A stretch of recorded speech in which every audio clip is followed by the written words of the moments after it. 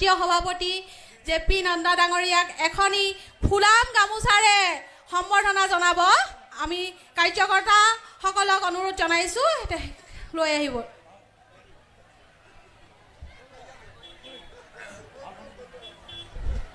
JP. Nanda জিন্দাবাদ, হেমন্ত কলিতা জিন্দাবাদ।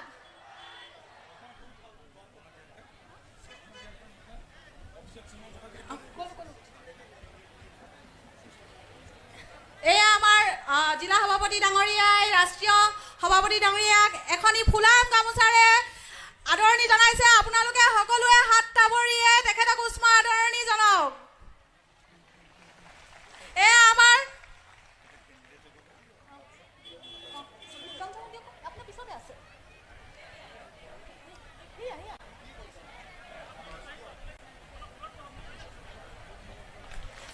ইয়াৰ পাছতে আমাৰ মিত্ৰজোঁটৰ প্ৰাৰ্থী হেমন্ত কলিতা ডাঙৰীয়াই ৰাষ্ট্ৰীয় সভাপতি ডাঙৰীয়াক সম্বৰ্ধনা জনাব বিচাৰিছে।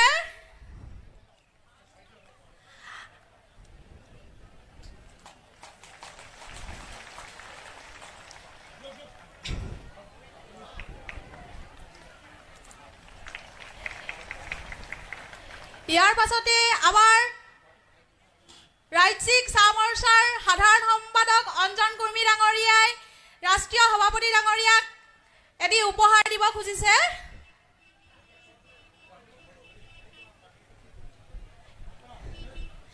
ইয়াৰ পাছতে মই আমাৰ মিত্ৰজোঁটৰ প্ৰাৰ্থী হেমন্ত কলিতা ডাঙৰীয়াক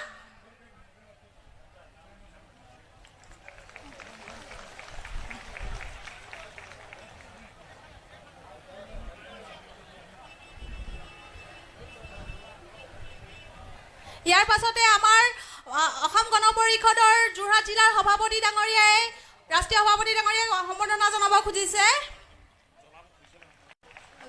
ইয়াৰ পাছতে আমাৰ সোণোৱাল কছাৰী সাহিত্য শাখিত পৰিষদৰ সদস্য বিমলা সোণোৱালে সম্বৰ্ধনা জনাব বিচাৰিছে। ইয়াৰ পাছতে বৰহুলা মণ্ডলৰ পৰা বৰহুলা মণ্ডল, তিতাবৰ গ্ৰাম্য মণ্ডল, তিতাবৰ টাউন মণ্ডলৰ সভাপতিসকলে সম্বৰ্ধনা জনাইছে।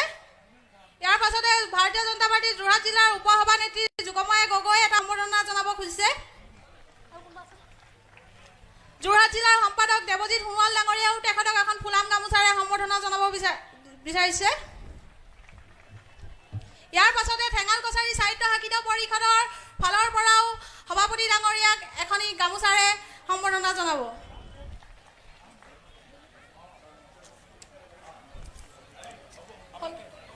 ইয়াৰ পাছতে আমাৰ সম্বৰ্ধনা অনুষ্ঠানটি ইমানতে স্থগিত ৰাখিছোঁ। ইয়াৰ পাছতে আমাৰ মিত্ৰজোঁটৰ প্ৰাৰ্থী হেমন্ত কলিতা ডাঙৰীয়াই তেখেতৰ ভাষণ আগবঢ়াব।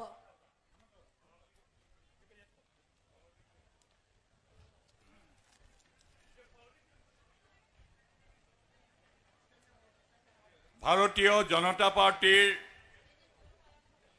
কেন্দ্ৰীয় সমিতিৰ সভাপতি জে.পি. নাড্ডা ডাঙৰীয়া, আমাৰ মাজত উপস্থিত ৰাজ্যসভাৰ সাংসদ কামাখ্যা প্ৰসাদ তাছা ডাঙৰীয়া,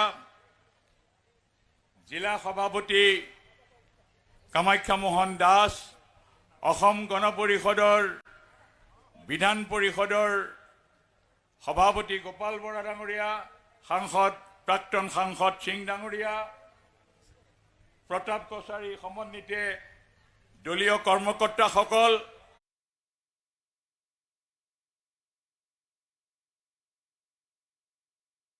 আৰু উপস্থিত সুধীমণ্ডলী, জয় জয়তে সকলোলৈকে আদৰণি জনাইছোঁ আৰু নাড্ডা ডাঙৰীয়াক আমাৰ তিতাবৰীয়া ৰাইজৰ হৈ উষ্ম আদৰণি জনাইছোঁ। জনজীৱনত ৰাইজৰ দ্বাৰা আৰু ৰাইজৰ আশীষ লৈ আমি ৰাজনীতিত প্ৰবৃত্ত হৈছোঁ। ৰাইজৰ দুখত দুখী, ৰাইজৰ সুখত সুখী, এই ধাৰণাৰে অনাগত দিনতো আমি ৰাজনীতি অব্যাহত ৰাখিব। সুধীমণ্ডলী, ভাৰতীয় জনতা পাৰ্টীৰ যি কল্যাণকামী আঁচনি, নৰেন্দ্ৰ মোদী ডাঙৰীয়াৰ কল্যাণকামী আঁচনি আৰু সৰ্বানন্দ সোণোৱাল ডাঙৰীয়া আৰু হিমন্ত বিশ্ব শৰ্মাৰ যি অসমত কল্যাণকামী আঁচনি তাক আজি সাংগঠনিক প্ৰক্ৰিয়াত জে পি নাড্ডা ডাঙৰীয়া আৰু অসমত ৰঞ্জিত দাস ডাঙৰীয়াই জনজীৱনক এনেভাৱে আশ্বস্ত কৰিবলৈ সক্ষম হৈছে যে আজি সৰ্বত্ৰ বিজেপিৰ পদুম ফুল বিৰাজমান। আমি ইয়াৰ তিতাবৰৰ বিকাশ বিচাৰিবলৈ হ'লে আমি সকলোৱে এই ক্ষেত্ৰত ভাৰতীয় জনতা পাৰ্টিক আগবঢ়াই লৈ যাব লাগিব। তিতাবৰ মোৰ কৰ্মভূমি, তিতাবৰ মোৰ সমষ্টি নহয়। হিন্দু খ্ৰীষ্টান মুছলমান সকলো ভাষাগোষ্ঠী ধৰ্মাৱলম্বী লোকেৰে এইখন তিতাবৰ পৰিপূৰ্ণ। এই সমন্বয়ৰ মহাক্ষেত্ৰত আমি মানুহৰ ৰাজনীতি কৰি মানুহৰ বিকাশ বিচাৰিব বিচাৰিছোঁ, য'ত কোনো ভেদাভেদত নথকাকৈ সকলোৱে আনন্দত যাতে হাঁহিব পাৰে, নোপোৱাৰ বেদনাত যিসকলে কান্দিছে পোৱাৰ আনন্দত যাতে তেখেতসকলে হাঁহিব পাৰে, তেনে এক পৰিৱেশ আমি গঢ়ি তুলিব লাগিব। ইয়াৰ উন্নয়নী প্ৰক্ৰিয়াত বিশেষভাৱে আজিৰ উন্নয়নী প্ৰক্ৰিয়াত খণ্ড উন্নয়ন বিষয়টোৱে বিশেষ গুৰুত্ব পায়। আৰু সেয়েহে আমি নিৰ্বাচনী প্ৰতিশ্ৰুতি ৰূপে ক'ব বিচাৰিছোঁ যে বৰহোলাত এটা ডেভেলপমেণ্ট ব্লক নতুনকৈ সৃষ্টি কৰা হ'ব। ৰাইজ, আমি গোটেই সমষ্টিত প্ৰতি ঘৰ মানুহে যাতে বিশুদ্ধ খোৱা পানীৰে প্ৰতিটো পৰিয়াল সংযোগ হয়, তাৰ বাবে প্ৰতিটো পৰিয়ালত বিশুদ্ধ পানীৰ সংযোগ স্থাপন কৰা হ'ব। আজি বিভিন্ন জনগোষ্ঠীসমূহৰ বিকাশ আৰু বিভিন্ন জনগোষ্ঠীসমূহৰ উন্নয়ন, এই দিশটোৰ প্ৰতি আমি বিশেষভাৱে গুৰুত্ব দিম। 6 জনগোষ্ঠীৰ জনজাতিকৰণৰ বিষয়টোক বিধানসভাত সবলভাৱে ৰাখি যুক্তিপূৰ্ণভাৱে দাঙি ধৰি আমি তাৰ সফল ৰূপায়ণৰ কাৰণে আন্তৰিকতাৰে ব্যৱস্থা গ্ৰহণ কৰা হ'ব। আজি চুতীয়া জনগোষ্ঠীৰ উন্নয়ন, আহোম জনগোষ্ঠীৰ উন্নয়ন, অনুসূচিত জনগোষ্ঠীৰ উন্নয়ন, বিভিন্ন ক্ষুদ্ৰ ক্ষুদ্ৰ জনগোষ্ঠীসমূহৰ বিকাশৰ জৰিয়তেহে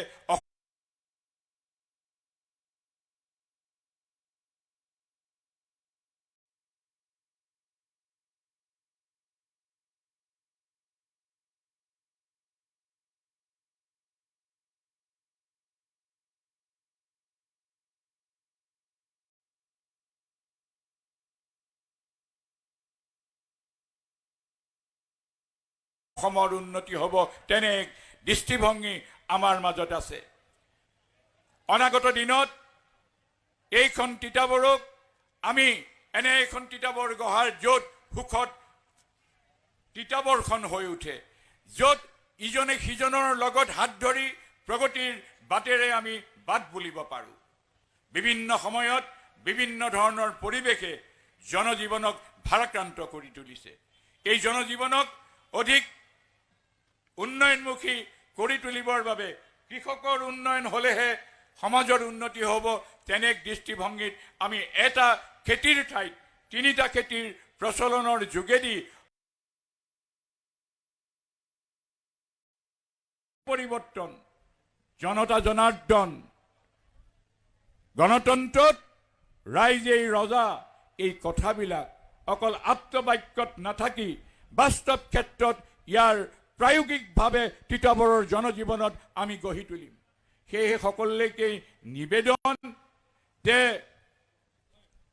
তিতাবৰৰ এই উন্নয়নৰ আমি যদি অংশীদাৰ হ'ব বিচাৰিছোঁ, তেনেহ'লে এইবাৰ তিতাবৰ সমষ্টি মিত্ৰ দলৰ এই চৰকাৰখনৰ অংশীদাৰ হ'ব লাগিব।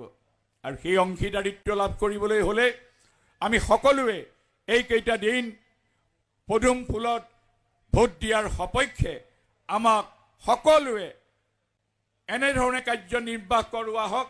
আৰু মাত্ৰ 5টা দিন আছে। এই 5টা দিন যদি আমি বিশেষভাৱে জড়িত হওঁ, এই আমাৰ ইয়াত পদুম ফুল ফুলিবই। হেমন্ত কলিতাক জিকাবৰ বাবে এই নিৰ্বাচন নহয়, এই নিৰ্বাচন অসমৰ জাতীয় জীৱনত জাতীয়ত্ব প্ৰতিষ্ঠাৰ বাবে হোৱা নিৰ্বাচন। যি নিৰ্বাচনত দুজনাৰ আশীষ পুষ্ট এইখন অসমীয়া সমাজ এক নতুন ধাৰণাৰে আমি বাট বুলিবলৈ লৈছোঁ, য'ত অসমীয়াত্ব ৰক্ষা হ'ব, য'ত মনুষ্যত্বভাৱে ৰাজনীতিৰ বুনিয়াদ গঢ়ি তোলা হ'ব।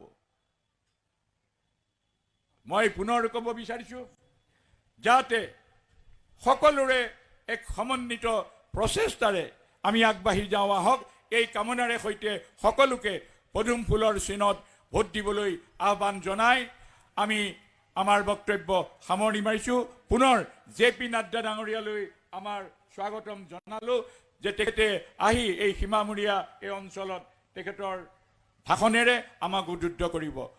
বলো বলো ভাৰত মাতা কি, বলো বলো ভাৰত মাতা কি, বন্দে বন্দে, জয় আই অসম। ধন্যবাদ।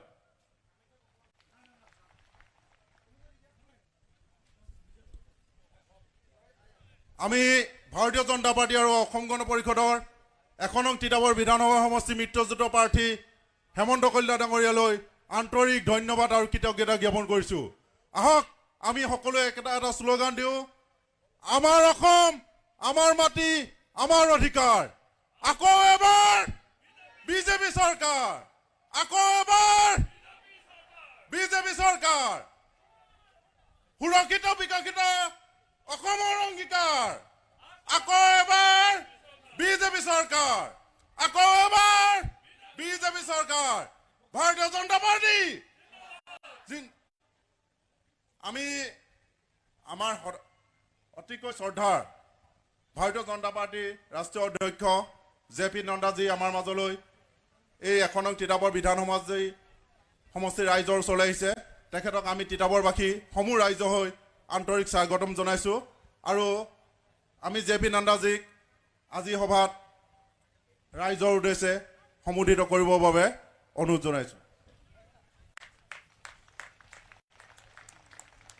JP নাড্ডাজী জিন্দাবাদ জিন্দাবাদ, JP নাড্ডাজী জিন্দাবাদ জিন্দাবাদ, ভাৰতীয় জনতা পাৰ্টি, ভাৰতীয় জনতা পাৰ্টি, বন্দে বন্দে। ধন্যবাদ। आज के इस चुनावी जनसभा में मेरे साथ उपस्थित हमारे राज्यसभा में मेरे साथी वरिष्ठ सहयोगी सम्माननीय कामाख्या प्रसाद तासा जी, हमारे यहाँ के बहुत ही लोकप्रिय प्रत्याशी श्री हेमंत कलिता जी, हमारे कामाख्या मोहनदास जी जिला के अध्यक्ष, गोपाल बोरा जी अध्यक्ष असम गण परिषद के जिला अध्यक्ष, और श्री प्रताप कोसारी जी जो यहाँ के काउंसिल के सदस्य, सम्मानित मंच और यहाँ इतनी बड़ी संख्या में एकत्र आए हमारे इस क्षेत्र के माताएं, बहनें, बुजुर्ग, नौजवान साथी और मीडिया के मेरे साथी, प्रिंट मीडिया और इलेक्ट्रॉनिक मीडिया के मेरे साथी, आज आप सब लोग इतनी बड़ी संख्या में यहाँ पर चुनावी सभा में उपस्थित हुए। इतनी धूप के बावजूद जो मैं जोश आप सब में देख रहा हूं और जिस तरीके से हेमंत जी के प्रति आपका लगाव मैं देख रहा हूं, मुझे आशा नहीं विश्वास है कि आपने इनको आशीर्वाद देने का मन बना लिया है। यह मैं जरूर आप सबके साथ चर्चा करता हूं। मित्रों, यह पवित्र भूमि पर मुझे आने का सौभाग्य मिला और यहां राजनीतिक दृष्टि से आप सब लोगों ने चुनाव में आगे आने वाले समय में अपना भविष्य आप तय करने वाले हैं और मुझे विश्वास है कि आप विकास को ताकत प्रदान करेंगे और भारतीय जनता पार्टी के कमल के निशान ईवीएम में अपनी उंगली दबाकर भारतीय जनता पार्टी को विजय हासिल कराएंगे। मित्रों, जब मैं असम की चर्चा करता हूं तो दो बातें दिखती हैं। एक दिखता है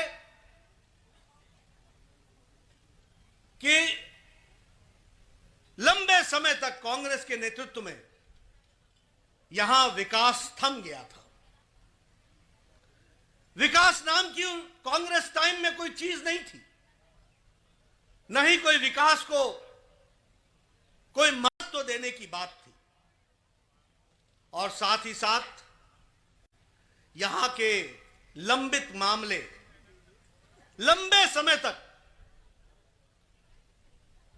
समय तक उस पर भी कोई कार्रवाई नहीं हुई थी। यहां की संस्कृति, यहां की भाषा, उसका रखरखाव, उसकी चिंता कांग्रेस के नेतृत्व में लगभग नगण्य था। कोई चिंता नहीं हुई थी उसकी। और इस कारण से जो असम को विकास के लिए गति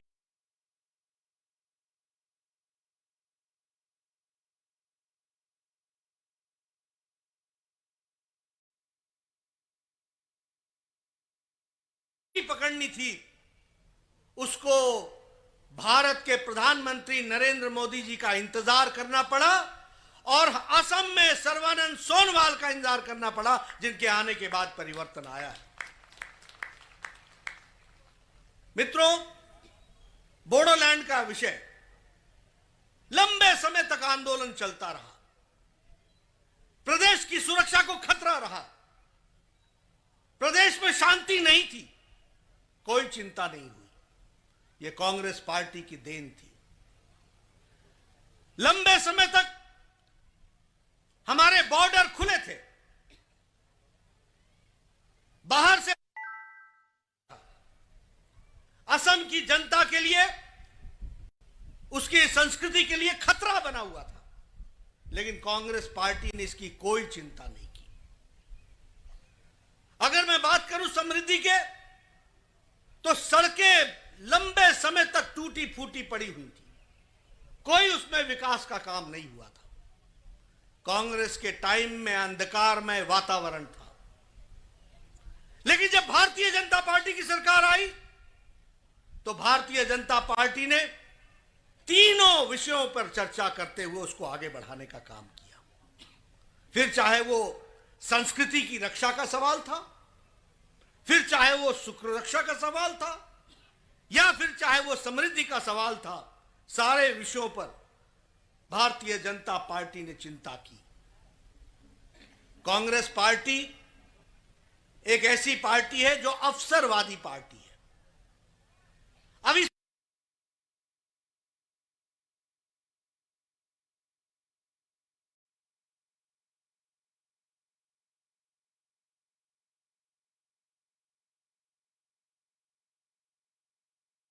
ले रहे हैं और जिस भाषा का वो प्रयोग कर रहे हैं, वह क्या समाज के लिए, वह प्रदेश की शांति के लिए अच्छा है क्या? लेकिन कांग्रेस पार्टी उनसे मिलकर के गलबाइयां डालते हुए उनके साथ चुनाव लड़ रही है, यह हम सबको मालूम है। मित्रों, जब मैं अपनी भारतीय जनता पार्टी की बात करता हूं, तो मैं सबसे पहले आपसे चर्चा करना चाहता हूं, 50 साल से बोडोलैंड का विषय चल रहा था, कोई समाधान नहीं था, नहीं किसी ने चिंता की थी। हजारों लोग मारे गए 50 साल में, हजारों लोग हताहत हुए, हजारों सिक्योरिटी वाले भी मारे गए, लेकिन कोई चिंता नहीं हुई। किसका इंतजार था? भारत के प्रधानमंत्री नरेंद्र मोदी जी का इंतजार था। किसका इंतजार था? भारत के गृह मंत्री अमित शाह का इंतजार था। और किसका इंतजार था? असम के मुख्यमंत्री सर्बानंद सोनोवाल को आपके आशीर्वाद का इंतजार था, जिसके बाद यह परिवर्तन आया है। क्या परिवर्तन आया? बोडो की भी अस्मिता बचा कर रखी गई, असम की जमीन भी बचा करके रखी गई, और उसके बाद समझौता हुआ। और आपको जानकर खुशी होगी कि बोडो ऑटोनॉमस ट्राइबल काउंसिल में भारतीय जनता पार्टी की एक तरफा विजय हो गई, यह भी हमको समझना चाहिए। लेकिन असम की जनता भी शांत प्रिय ढंग से खुश हो गई। क्यों? क्योंकि बोडोलैंड के लिए, बोडो लोगों के लिए, उनके विकास के लिए 1500 करोड़ रुपए खर्च करने का भारत सरकार ने तय किया।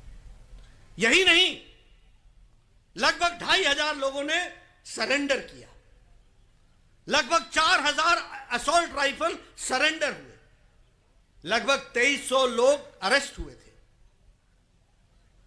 यह समझौते के तहत 4 लाख रुपए का कंपनसेशन देना, उनको महीने के लिए कुछ आर्थिक व्यवस्था करना ताकि वो अपनी जीविका चला सके अगले 3 साल तक, यह हर छोटी बड़ी बात की चिंता की गई। और सदा सदा के लिए असम में मोदी जी ने, अमित शाह जी ने और सर्बानंद सोनोवाल के माध्यम से असम में शांति कायम कर दी और बोडो विषय को समाप्त कर दिया। यह भी हमको समझना चाहिए, यह काम हम लोग करके दिए। उसी तरीके से अगर मैं संस्कृति की बात करूं तो हमारे एसटी भाई जिनको नाम घर बनाने की जरूरत थी, किसी ने चिंता नहीं की। उनकी जमीनें हड़पी जा रही थी, उनकी जमीनों पर कब्जा किया जा रहा था। उस कब्जे को छुड़ाने का इंतजाम किया तो सर्बानंद सोनोवाल जी की सरकार ने किया और एक एक हमारे नाम घर के लिए 2.5 लाख रुपए उसके विकास के लिए देने का काम किया और हमने संस्कृति की रक्षा की। यह हमको ध्यान में रखना चाहिए। यही नहीं, इसके साथ साथ असम दर्शन के तहत लगभग 9000 नाम घरों पर काम चल रहा है, नाम घरों पर काम चल रहा है। आज आपने मुझे एक नाम घर की मॉडल आपने मुझे भेंट की है, मैं उसको संजो कर रखूंगा क्योंकि वह असम की अस्मिता, असम की संस्कृति की रक्षा की पहचान बनने वाली है। इसको हमको समझना चाहिए। असम ने के योद्धाओं ने देश की आजादी में कितना बड़ा योगदान किया। असम के हमारे श्रीमंत शंकर देव जी का हमारे सामाजिक परिवर्तन लाने वाले लोगों का कितना बड़ा योगदान था। लेकिन कभी भी असम को मुख्य धारा में भारत सरकार ने कभी भी उसको देखने का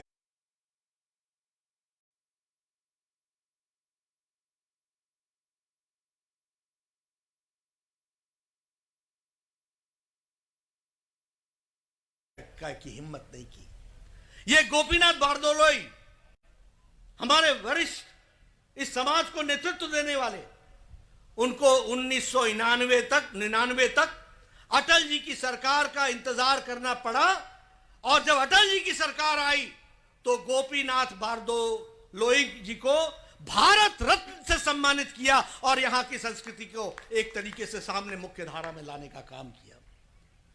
हमारे इस असम के सपूत भूपेंद्र हजारिका जी 2019 में आदरणीय मोदी जी के नेतृत्व में उनको भारत रत्न दिया गया। कांग्रेस पार्टी ने कभी इन लोगों की चिंता नहीं की और यह सम्मान देकर के अटल जी ने, मोदी जी ने गोपीनाथ बारदोलोई जी को और भूपेंद्र हजारिका जी को, इनको यह सम्मान देकर के इनका सम्मान नहीं, असम की संस्कृति का सम्मान किया। इस बात को हमको समझना चाहिए। इसलिए मित्रों,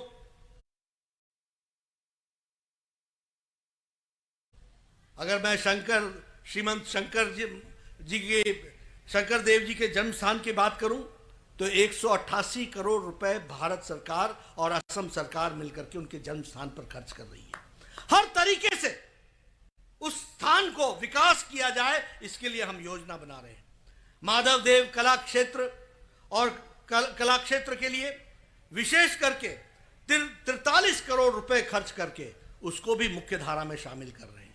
इसलिए जहां तक सवाल है संस्कृति की रक्षा का, तो वो सारी संस्कृति की रक्षा करने का काम और असम की पहचान को बनाए रखने का काम कर रही है, तो वो भारतीय जनता पार्टी की सरकार कर रही है। आप बताइए, रायनो जो असम की पहचान है, इसकी पोचिंग हो रही थी कि नहीं हो रही थी? और कांग्रेस पार्टी के द्वारा आशीर्वाद प्राप्त था कि नहीं था? फेंस खुले हुए थे। आए दिन हमको सुनने को मिलता था यहां से रायनो मारा गया, यहां रायनो मारा गया, यहां उसका शिकार हो गया। जब से सर्बानंद सोनोवाल जी की सरकार आई है, रायनो की पोचिंग बंद है और असम की पहचान को बचा करके रखने का काम हम लोगों ने किया है। इसको हमको समझना चाहिए। इसी तरीके से अगर मैं सुरक्षा की दृष्टि से कहूं तो यहां सैटेलाइट सर्विलेंस स्मार्ट फेंसिंग, ये सब करने के साथ साथ हमने बॉर्डर को सिक्योर किया है। वहां हमने गश्त भी बढ़ाई, ताकत भी बढ़ाई, पुलिस भी बढ़ाई, ताकि घुसपैठ ना हो सके। इस बात की हमने चिंता की है, इसको हमको समझना चाहिए। इलेक्ट्रॉनिक सर्विलेंस भी दिया गया, उसको भी हमको ध्यान में रखना चाहिए। उसी तरीके से लैंड डील में स्वैप किया गया। कुछ जमीन हमारी जो विदेशी भूमि के साथ लगती थी, उसको हमने स्वैप करके उसको भी हमने ठीक करने का प्रयास किया। ये छोटी सी अवधि में इसको करने के माध्यम से बॉर्डर इन्फ्लक्स को रोकने का काम हुआ है, वो हमको समझना चाहिए। ब्रिज बना और वह समर्पित हुआ, इसको भी हमको समझना चाहिए। 6 साल के अंदर 5 बड़े ब्रिज बने हैं। उसी तरीके से हमारे नॉर्थ ईस्ट को, पूर्वोत्तर को ब्रॉड गेज लाइन से जोड़ने का काम तीव्र गति से चल रहा है। वह भी मोदी जी के नेतृत्व में चल रहा है। यह भी हमको समझना चाहिए, यह भी हमको ध्यान रखना। मनमोहन सिंह जी असम में राज्यसभा में यहां से लंबे समय तक सदस्य रहे, प्रधानमंत्री रहे। यह असम, यहां से वो प्रधानमंत्री बने, 2-2 बार प्रधानमंत्री बने, लेकिन उन्होंने असम के बारे में कभी चिंता नहीं की। ये गैस की रॉयल्टी जो उनके समय में दी जानी थी, उन्होंने कभी नहीं दी। और प्रधानमंत्री मोदी जी ने 1 सप्ताह के अंदर गैस की रॉयल्टी दे दी और 8,000 करोड़ रुपए असम को पहुंचा दिए। ये बात भी हमको समझनी चाहिए। मैं ये सारी बातें इसलिए कह रहा हूं कि समृद्धि और विकास ये हुआ है तो मोदी जी के समय में हुआ है, इसको हमको समझना चाहिए। अगर मैं बात करूं 13th फाइनेंस कमीशन में असम को 55,000 करोड़ रुपए मिले थे, 50,000 से 55,000 करोड़ रुपए। और मोदी जी के टाइम में 14th फाइनेंस कमीशन ने 1,55,000 करोड़ रुपए असम के विकास के लिए दिया है। ये सारी बातें मैं आपके सामने इसलिए कह रहा हूं कि इंफ्रास्ट्रक्चर के दृष्टि से, विकास के दृष्टि से मोदी जी ने असम को मुख्य धारा में ला करके खड़ा कर दिया। सड़कों के लिए 11,500 किलोमीटर की सड़क बने, इसके लिए आर्थिक दृष्टि से उस सपोर्ट जो करना था वह सपोर्ट असम को किया गया। यह मैं आपके सामने बताना चाहता हूं। वैसे ही उड़ान के तहत हमारे एयरपोर्ट्स 14 नए रूट असम को मिले हैं, ताकि हर छोटी बड़ी जगह वायु से भी जुड़ जाए, एयर कनेक्टिविटी से भी जुड़ जाए। इस तरीके का काम हुआ है। बांस का काम, सबसे पहली बात तो बांस में जो अंग्रेजों के जमाने में कानून बना था, उसको किसी ने हाथ नहीं लगाया। और हमारा किसान बांस उगा कर भी बांस की खेती नहीं कर पाता था और बांस को जितना उपयोग करना चाहिए नहीं कर पाता था। अंग्रेज के समय के कानून बने थे। मोदी जी ने कानून को सरलीकरण किया, बांस की खेती हो सके और बांस ज्यादा से ज्यादा उगाया जा सके, इसकी व्यवस्था की गई। और आज लगभग 75 हेक्टेयर में 50 करोड़ रुपए की बैम्बू की इंडस्ट्रियल पार्क बन रहा है। इसको हमको समझना चाहिए। इस तरीके से हम काम को आगे बढ़ा रहे हैं। मित्रों, ये सारी बातें आपके सामने मैं इसलिए कह रहा हूं कि विकास के लिए जो काम हमारी सरकार के द्वारा हुआ है वह पहले कभी नहीं हुआ था, इसको हमको समझना चाहिए। उसी तरीके से इसी रीजन के डेवलपमेंट के लिए 46 हमारे 1,000 करोड़ रुपए इसके लिए दिए गए थे। ये भी हमको ध्यान में रखना चाहिए। और हमारे गुवाहाटी के एयरपोर्ट का विकास हो रहा है, उसको भी बहुत तीव्र गति से बढ़ाया जा रहा है। गोपीनाथ बारदोलोई जो हमारा एयरपोर्ट है उसको पूरी का पूरा विकसित हो सके, इसके लिए काम चल रहा है। बराक वैली में मत्स्य पालन, फिशरीज, ब्लू रेवोल्यूशन, ये आए, इसकी चिंता होनी थी, किसी ने चिंता नहीं की गई। प्रधानमंत्री जी ने मत्स्य विभाग का एक अलग से विभाग बना दिया और अब हजारों करोड़ रुपए देकर के मत्स्य की दृष्टि से बराक वैली में विकास होगा, इसकी भी चिंता हो रही है। यह हमको ध्यान में रखना चाहिए। और ये विकास के नए नए आयाम जुड़े हैं जो हम आपके साथ शेयर कर रहे हैं। इस बार का बजट 53,000 करोड़ रुपए सिर्फ असम के लिए दिया गया है। 35,000 करोड़ रुपए नेशनल हाईवेज के लिए दिया गया है। कभी हमने सोचा भी नहीं था कि इस तरीके से विकास में असम मुख्य धारा में शामिल होगा, लेकिन वो हुआ।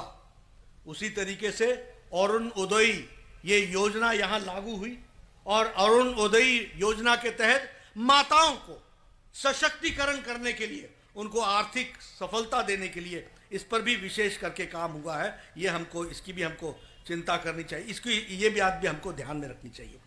उसी तरीके से आयुष्मान भारत, जहां हम लोगों ने आयुष्मान भारत में 55 करोड़ लोगों को सुविधा दी है, तो यहीं आप लोगों ने भी लाखों लोगों को इसमें जोड़ने का प्रयास किया है और आयुष्मान भारत से जोड़ा है। और इसके साथ साथ आपने अटल हेल्थ कार्ड के तहत आपने 2 लाख रुपए का हेल्थ की स्कीम दी है और गंभीर बीमारियों से बचाने का जो आपने व्यवस्था की है, उसके लिए आप यह असम की सरकार बधाई की पात्र है। अगर मैं बताऊं कि हमारे ये जो कनकलता स्कीम है, जिसमें महिला को सबलीकरण किया गया, इसके माध्यम से सेल्फ हेल्प ग्रुप को 25,000 से लेकर के 5 लाख रुपए का आर्थिक मदद दी जा रही है। ग्रामीण बहनों को कितनी ताकत दी जा रही है वो हमको समझ में आता है। मित्रों, मैं इस जनसभा में भी देख रहा हूं, हमारी महिला शक्ति बड़ी संख्या में आई हुई है। ये मोदी जी ने जिस तरीके से महिलाओं का सशक्तिकरण किया है, उनको मुख्य धारा में लाया है, उसका यह नतीजा है कि आज महिलाएं भी आगे बढ़कर के इसमें काम में जुटी हैं। इसको हमको ध्यान में रखना चाहिए। इस मंच से मैं कहूं या ना कहूं समझ में नहीं आता, लेकिन महिला सशक्तिकरण की जब मैं बात करता हूं, मोदी जी ने जब स्वच्छ भारत बनाया और मोदी जी ने जब स्वच्छ भारत की बात कही, तो कांग्रेस पार्टी ने उल्लास किया था, अट्ठास किया था। क्या कहा था कि मोदी जी स्वच्छता की बात कर रहे हैं, लाल किले के प्राचीर से शौचालय बनाने की बात कर रहे हैं। कांग्रेस पार्टी इतने सालों में गरीब गांव की जनता के बारे में जानकार नहीं थी। उसको नहीं मालूम था कि हमारी महिलाएं गांव में सूर्योदय से पहले नित्यक्रम के लिए जाती हैं या फिर सूर्यास्त का इंतजार करती हैं, क्योंकि अपनी इज्जत को संभाल के रखती हैं। ये 11 करोड़ शौचालय मोदी जी ने बनाए 5 साल के अंदर, 11 करोड़, और 11 करोड़ महिलाओं को इज्जत दी है, इज्जत घर बना करके उनका सशक्तिकरण हुआ है। यह हमको समझना चाहिए। यह स्वच्छ भारत अभियान ऐसे ही नहीं है। आप सोचिए, आजाद भारत में अब हम 75 साल की आजादी के पास पहुंच रहे हैं और 11 करोड़ घरों में शौचालय नहीं था, महिलाएं बाहर जाती थी। यह महिलाओं का कितना बड़ा सशक्तिकरण हुआ है, इसको हमको समझना चाहिए। और ये मोदी जी के द्वारा हो पाया है, संभव हुआ है, इसको ध्यान में रखना, यह मैं आपसे कहने आया हूं। अगर मैं बात करूं उजाला योजना की, 18,000 गांव में बिजली नहीं थी, गांव में नहीं थी। 2.5 करोड़ के आसपास लोगों के घरों में बिजली नहीं थी। यह उजाला योजना, सौभाग्य योजना का मोदी जी का इंतजार करना पड़ा। और आप समझ सकते हैं कि घर में जब बिजली नहीं हो तो घर में विकास नहीं होता, घर में बिजली नहीं हो तो टीवी नहीं होता, घर में बिजली नहीं हो तो फ्रिज नहीं होता, घर में बिजली नहीं हो तो बच्चों को पढ़ने की व्यवस्था नहीं होती है। इसको हमको समझना चाहिए। 18,000 गांव में बिजली पहुंचाई 1000 दिन के अंदर। यह मोदी जी ने काम करके दिखाया है। उसी तरीके से 8 करोड़ बहनों को उज्ज्वला योजना के तहत गैस के सिलेंडर दिए गए और इस साल 1 करोड़ को और दिया जा रहा है, 1 करोड़ महिलाओं को और दिया जा रहा है। बोलो, यह कार्यक्रम चलना चाहिए कि नहीं चलना चाहिए? चलना चाहिए कि नहीं चलना चाहिए? मित्रों, इस तरीके से विकास के काम को गति दी गई है। अगर मैं बात करूं हमारे प्रधानमंत्री किसान सम्मान निधि की, लगभग 11 करोड़ 70 लाख किसान हैं और हमारे असम में 16 लाख किसान हैं जिनको 2-2 हजार रुपए की 6,003 किस्तें मिलती हैं। 2 साल मिली है और ये बीच में कोई बिचौलिया नहीं, ऊपर प्रधानमंत्री मोदी और सामने किसान, सीधे उसके खाते में 2,000 करके 6,000 1 साल का गया है, 12,000 दे दिया गया है। तीसरे साल की पहली किस्त भी दे दी गई है। यह है प्रधानमंत्री किसान सम्मान निधि। हर एक दृष्टि से विकास करने की कोशिश चल रही है। यह इलाका लंबे समय तक कांग्रेस के नेतृत्व में रहा, इसका विकास रुका हुआ था। हम सब लोगों ने कोशिश की, अब यह मुख्य धारा में शामिल हो रहा है, सड़कें बन रही हैं और तीव्र गति से बनेगी।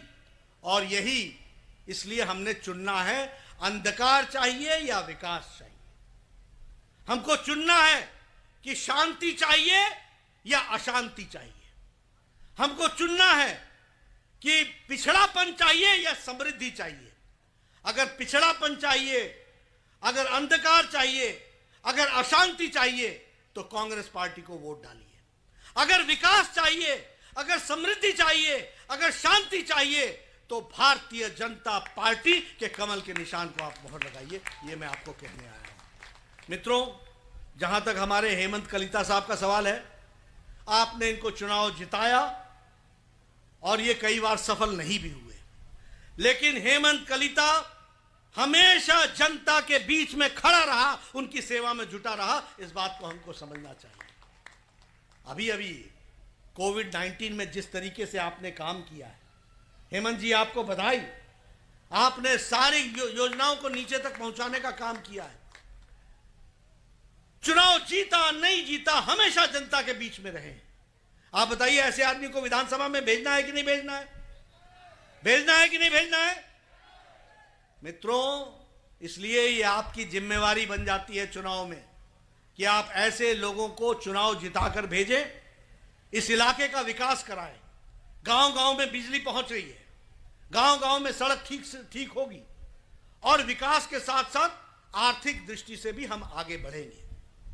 मैं अगर चाय के बागानों की बात करूं, मुझे याद है पीछे चाय का बागान दिखाते हैं। जब हम तहकीकात करते हैं तो पता चलता है कि यह बागान आसाम का नहीं है, ताइवान का है। अपनी फिर आते हैं, फिर फोटो छापते हैं, फिर हमारे ध्यान में आता है कि यह बागान भी आसाम का नहीं है, श्रीलंका का बागान है। इनको भारत की भूमि पसंद ही नहीं आती और भारत में राजनीति करने आते हैं, धोखा में डालते हैं, भ्रम पैदा करते हैं, अवसरवादी की राजनीति करते हैं। आप बताइए, पत्ती तोड़ने का काम अप्रैल महीने से शुरू होता है कि नहीं? अप्रैल से शुरू होता है कि नहीं? हां या ना? तो मार्च महीने में पत्ती तोड़ने कौन बैठा हुआ था? ये कौन थे फोटो खिंचाने वाले? ये वो लोग हैं जिनको भारत की भूमि का पता ही नहीं है। वो ऐसे करके डाल लिया, फोटो खिंचा लिया पत्ती तोड़ते हुए। पत्ती का सीजन नहीं, लेकिन पत्ती तोड़ने का काम पकड़ लेते हैं। मित्रों, ये इस तरीके से जो राजनीति करते हैं, उनको ठीक जवाब देने का काम आप सब लोगों का है। और मुझे पूरा विश्वास है कि हेमंत कलिता जी को आप चुनाव जिताएंगे, इस इलाके को विकसित करेंगे और ये आगे बढ़ेगा। और इसके साथ साथ यहाँ की क्षेत्र की सारी विकास की कहानी आगे बढ़ेगी, ये मैं मानता हूँ। आप सब लोग हेमंत जी को जिताएं, भारतीय जनता पार्टी के कमल के फूल पर अपनी बटन दबा करके विजय हासिल कराएं। यही आपसे मैं अपील करने आया हूं। मैं बाद में फिर आऊंगा और आपसे आपके दर्शन करूंगा। आपने मेरी बात सुनी, आपका बहुत बहुत धन्यवाद। जय आई अहम, जय आई अहम, जय आई अहम, जय आई अहम। बहुत बहुत धन्यवाद।